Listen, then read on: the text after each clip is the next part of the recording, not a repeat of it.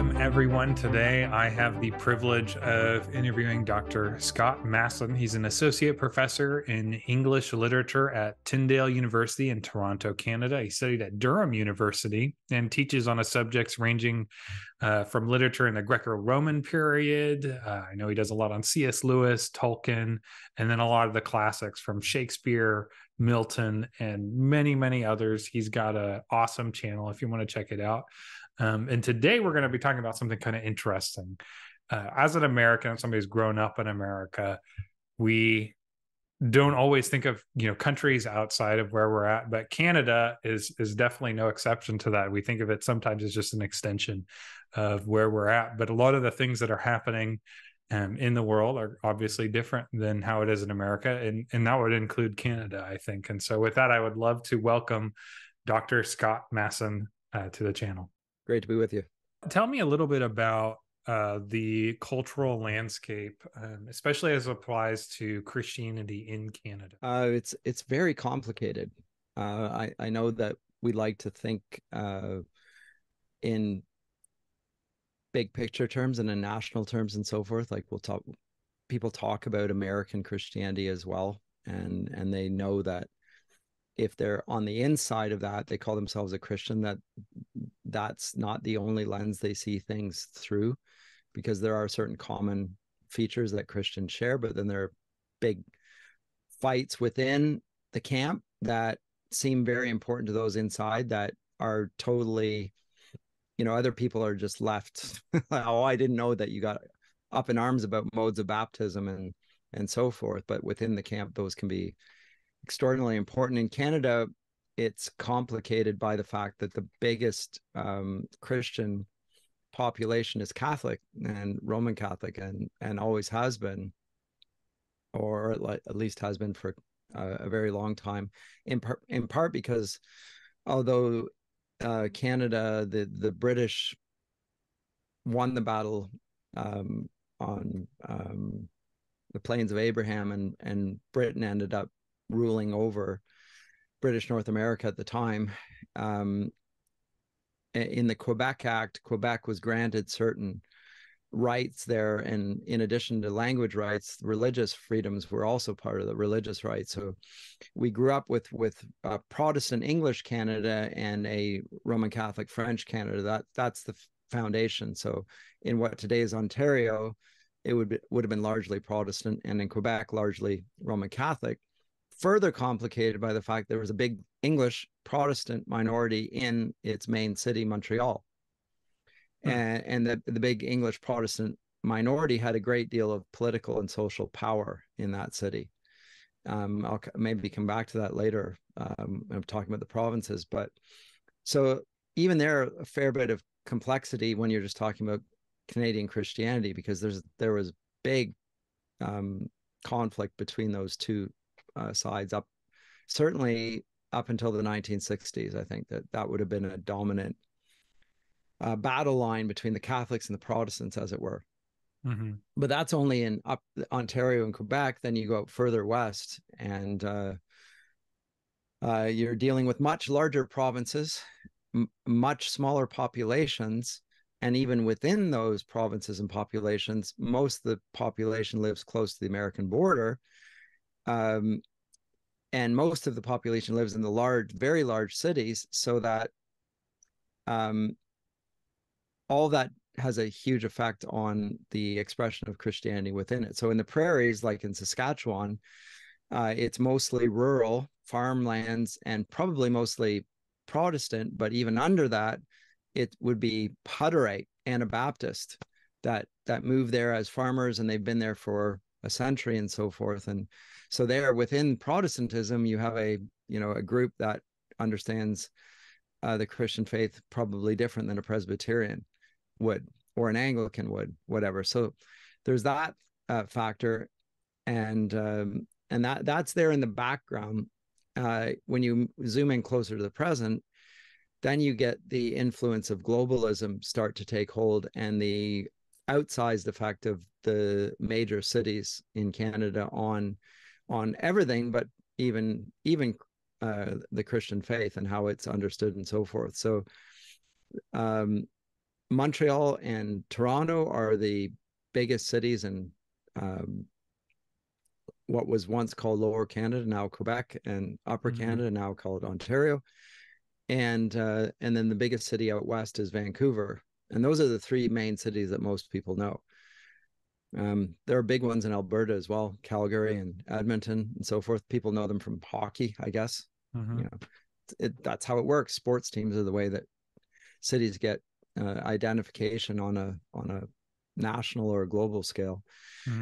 But each of those cities is, I would say, different, and it has a different posture towards Christians. In general, the globalists are assimilationists. They're sort of like the Borg, and they don't really, for all of their appeal to diversity, you can be as diverse as you want as long as you don't have an identity that is above that of the group.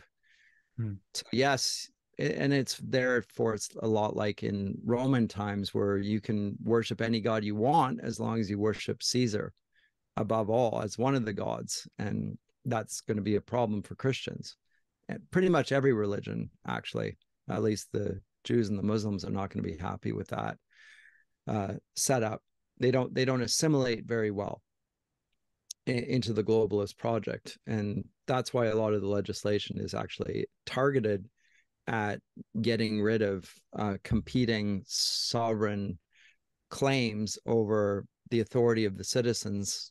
Like Christians will appeal to the authority of the family, the authority of the church, the authority of parents over their children, and so forth, which they will just get from scripture.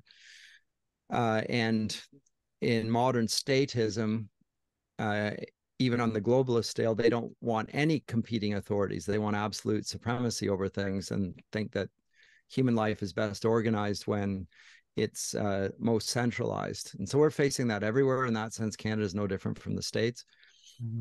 Canada is probably more warm towards it, or has been warm towards it historically, because it has a big neighbor to the south you might have heard of, and it and it invests its political capital diplomatically in the UN, as opposed to Canada against the US, because there's just no contest there in terms of size of population, power, etc. So Canada has tended to ally itself with global powers, and working through the UN and so forth. And as the UN has gone more and more into a centralized direction like global government, that's creating problems even for Canadians that were warm to the UN. But we haven't yet seen a total severance of that. Old habits die hard, I would say. But Canada is a central figure in UN politics in some ways. There's almost a national identity in the UN more than there is in Canadian identity, which is deeply problematic. It is deeply problematic. And I think people are only starting to come to terms with it right now, and they don't quite know what to do about it.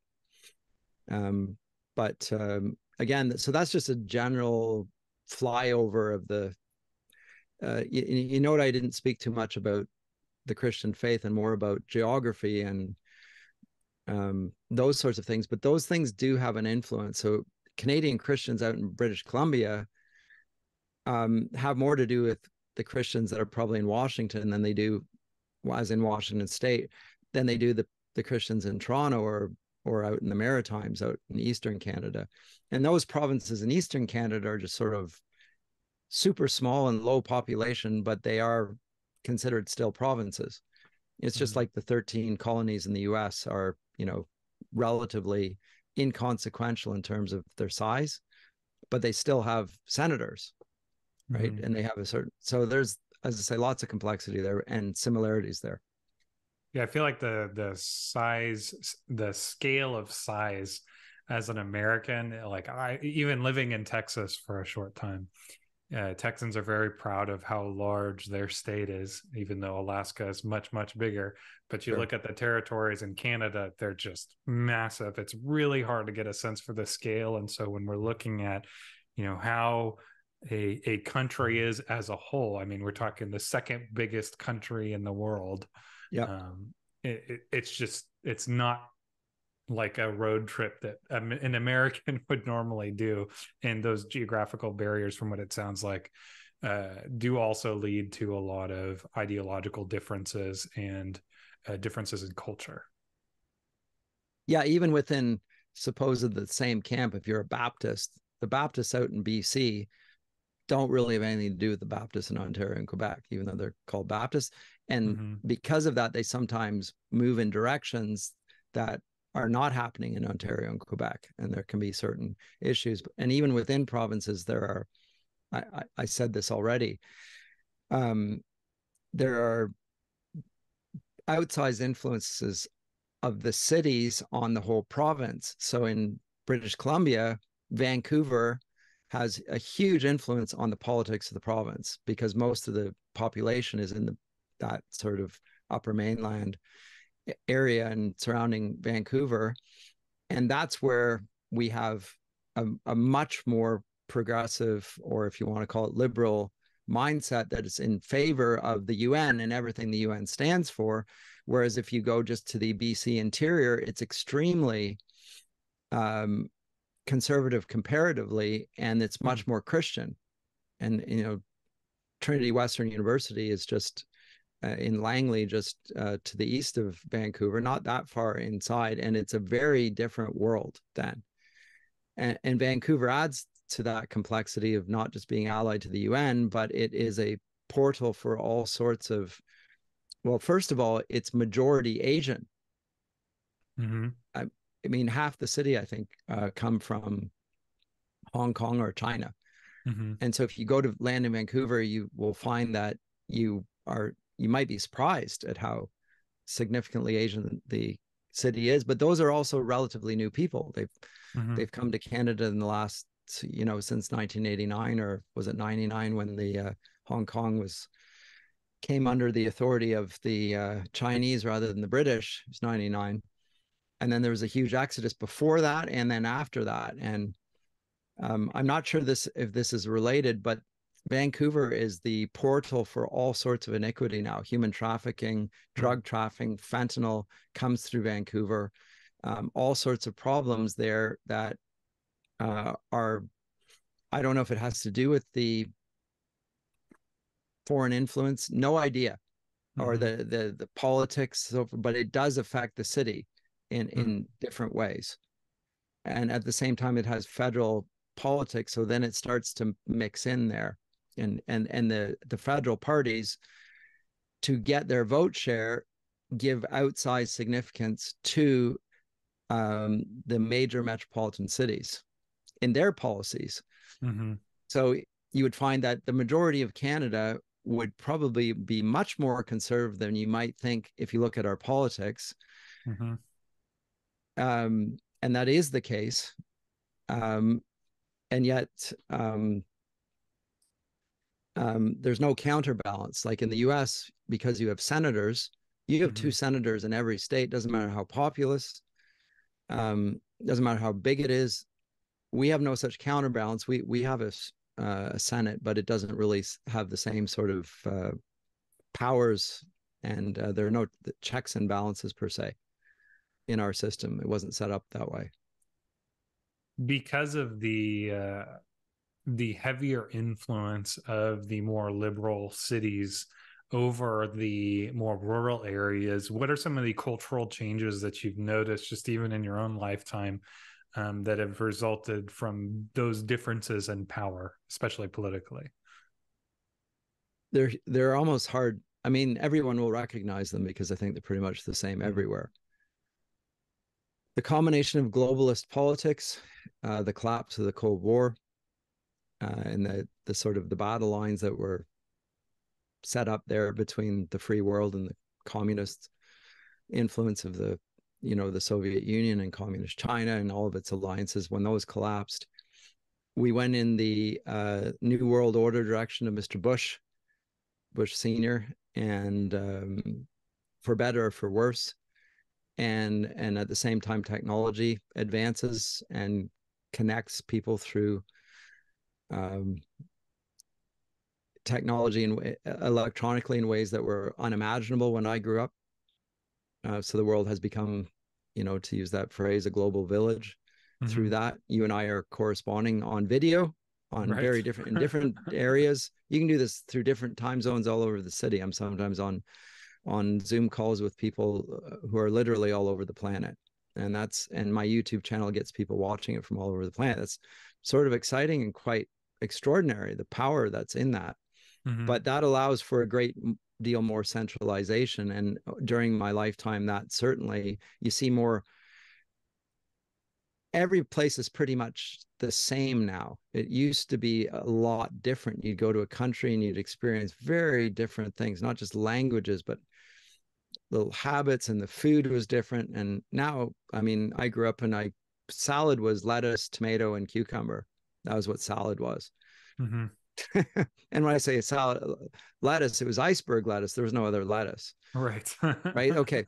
So that same sort of thing you can see everywhere. When I went to public school, I always went to the public schools. I didn't do Christian schooling. I'm an adult convert, but we began every day with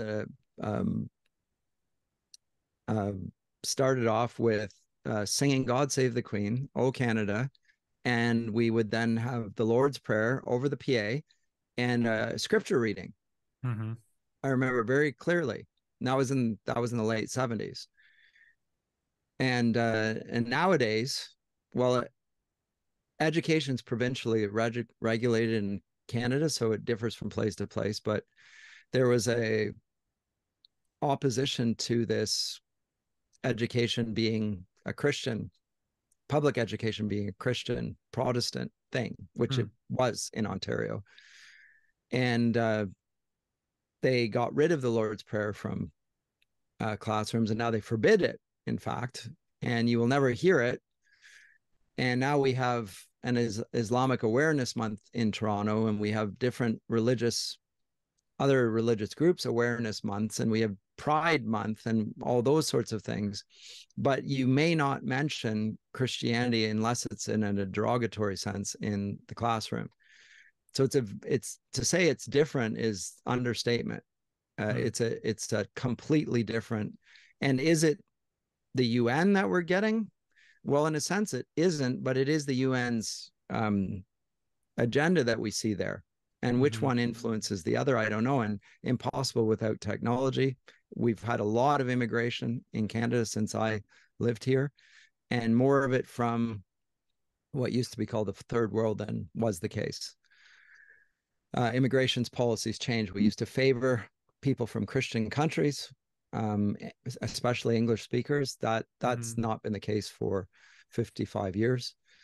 But now we get a greater influx of people from Asia and Africa, the Islamic world. So Islamic immigration on a very large scale in the past 10 years or so.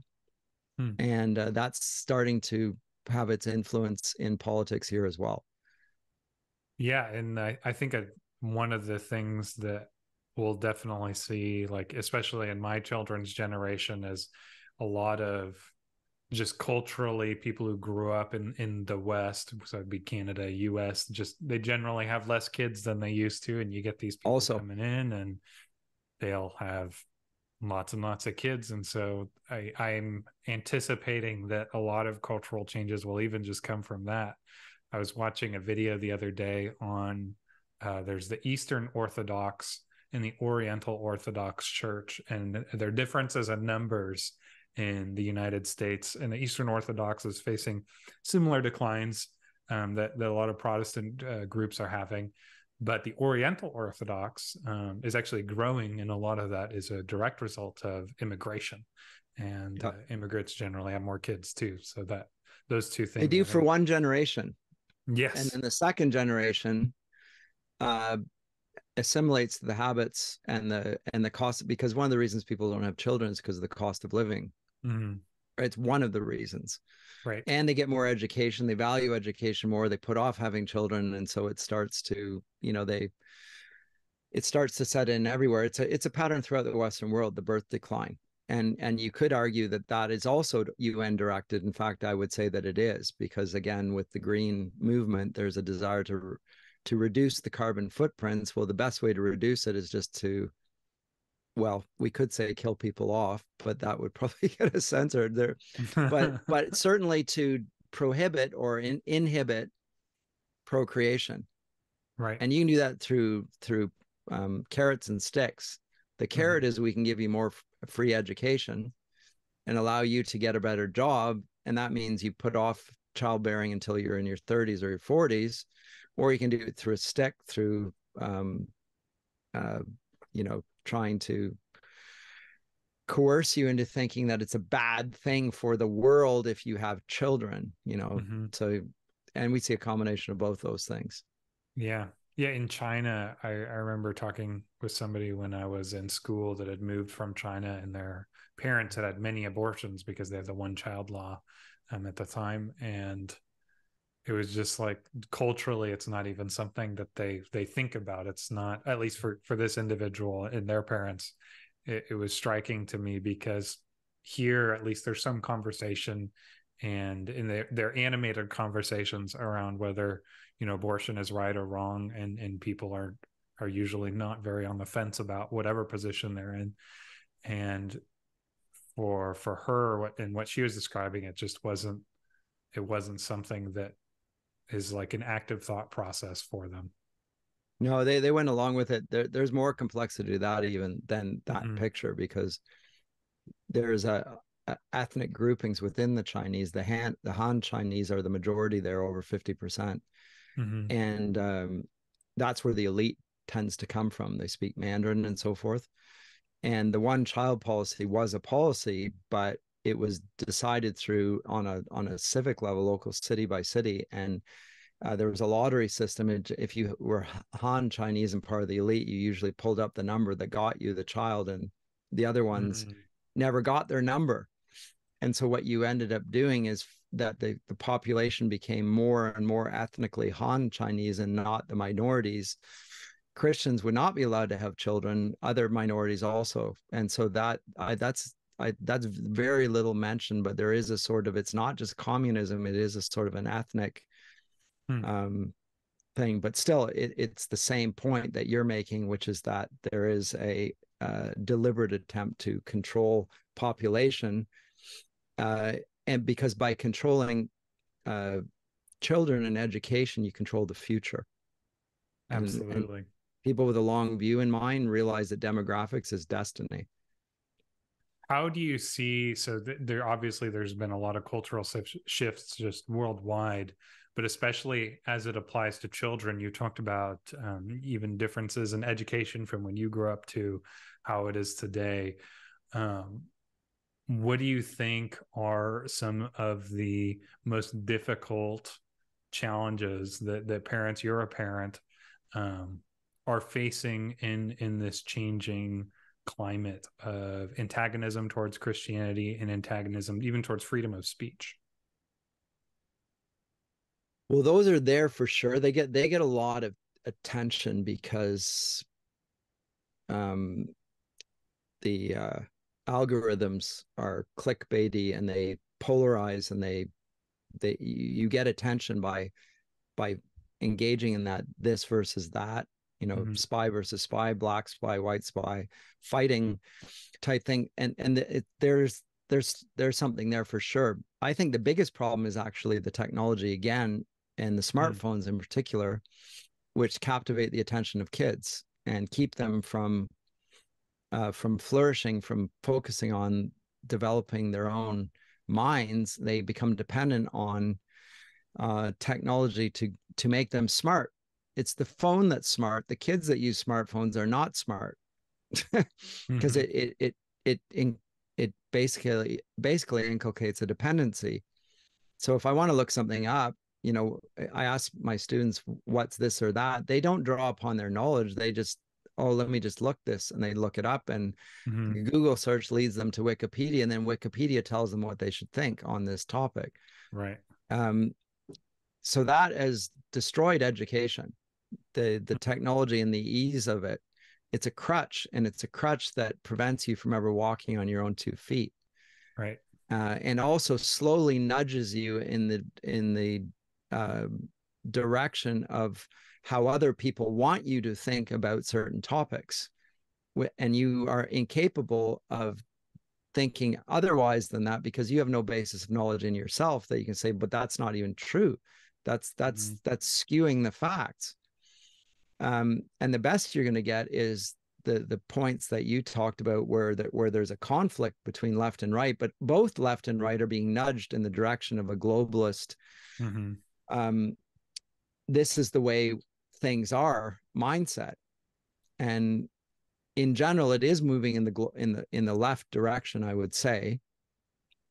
And it's ironic, or it's seemed ironic to me, the liberal left used to wave that flag that they were inclusive and tolerant and in favor of free speech, like California, notoriously free speech. And now they're the most hardline, the most restrictive, the most aggressive in cracking down on opinions that are not shared by themselves. They simply won't even tolerate them in any way, deplatform, whatever.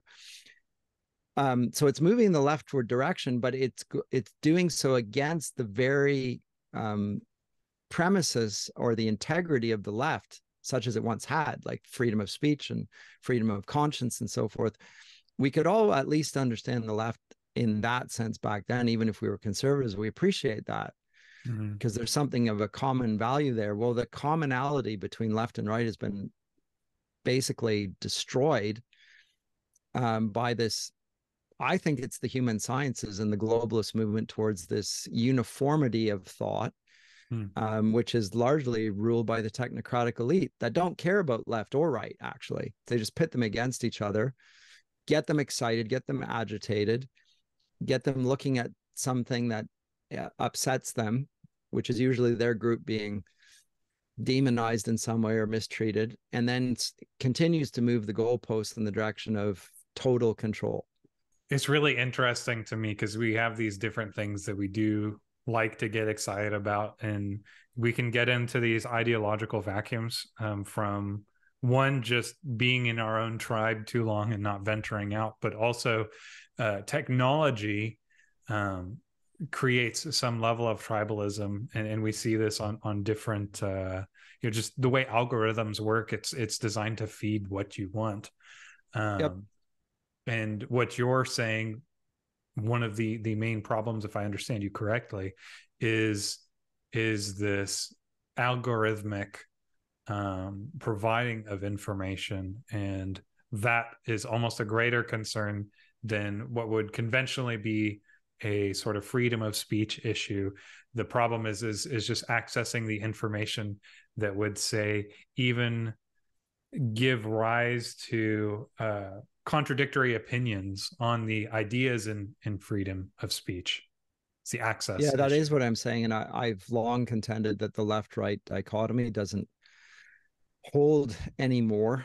I mean, those are terms that we inherited from the French Revolution, when the king sat in the middle, and on his right sat the clergy and the aristocracy, the nobility, and on his left was the third estate, the representatives of the people. And so you get the Democrats on the left and the Republicans on the right, and the Republicans representing the establishment in some ways. But what happens when the left becomes the establishment, and the establishment is actually, the left is moving in the direction of greater power for the monarch, and the monarch is now no longer the monarch, because those guys just wear funny clothes and go through rituals that seem relatively meaningless. But what if the monarch is actually the tech billionaire that's pulling it, getting everybody agitated and at one another's throats, and basically consigning them to all to servitude?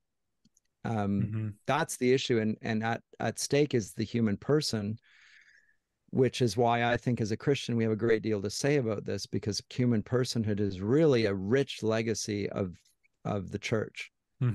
and the discussion of what it means to be a human being and the integrity of a human being and the obligations that are due to somebody by virtue of the fact that they bear the image of God. And so that goes beyond, and the left and the right have an equal interest in that because they're all human beings. And so I think there's a place for Christians to be speaking into this space, and really pulling us out of that left-right political, that's going to win me votes, identity group, tribalist type, red meat politics. And not that those fights shouldn't be fought, and that in general, I'm thinking almost always that it's almost impossible for a Christian to be in the left camp now, because the left camp is the globalist camp, and it has no value for the integrity of human nature as far as I can tell. Yeah, and I love that historical perspective that you bring, and I know that's what you often lecture on. Do you mind giving just kind of a quick introduction to what's on your channel as we give a close to this video here? Sure. Well, I mean, you generously hinted at some of it. I try and, well, I've been forced to. I'm in a small Christian, it is a Christian university, but not many faculty in my department, which means that I have to teach all over the place across a wide breadth of courses. And that cuts into my publication. So I've not nearly published as many books as I would like to have done. But the upside for me is that I do have a broader sense of a lot of different topics, and I've tried to integrate them as a Christian with one another, with the Bible, with a historical theology, and with an awareness of how, history and culture changes those things, sometimes for the better, sometimes for the worse. So yeah, I began the Greco-Roman world, but I teach the Bible as literature as well. Mm-hmm. I wanted to be a medievalist, didn't become there for various reasons, but I love the medieval Renaissance period. It's a period of Christianity expressing itself in a beautiful way that I think is still beautiful and compelling. And so I teach, as you said, 17th century Milton, Shakespeare in that period. My area of expertise is in the Romantic period, but also in literary theory. And literary theory, I mean, everybody's talking about literary theory now, or the effects of literary theory, diversity, inclusion, equity. Those are all coming straight out of literary theory and the postulates of it. Problems of nationalism and colonialism that come from literary theory, queer theory, all of those things that are now in the political discourse of our media and politicians, those have come directly from my subject areas of, I don't know if you want to even call them expertise, but I know a fair bit about them. I think I can speak to them pretty reasonably well. And I can definitely qualify that this isn't some YouTube dork sitting in front of a camera, talking about it. Thank you. Yeah, he knows what he's talking about. And I know I've learned a lot just watching a lot of his videos and their lectures. And as far as information that I think is useful to listen to, as a Christian, I think it's always good to evaluate what you're listening to on even an epistemological level. Like there's some podcasts that are just entertaining and fun to listen to, and they have value in being entertaining, but you can't pretend that you're learning a lot and gaining a lot from it. Whereas something more like what Dr. Masson presents is you're going to get something out of it. You're going to learn something that is going to draw from history typically, but also have a lot of practical ramifications for how we go about our days today. So with that, I would like to thank you so much for coming on the channel today, and we will have him back in the near future. And thanks for coming. Thanks, Michael.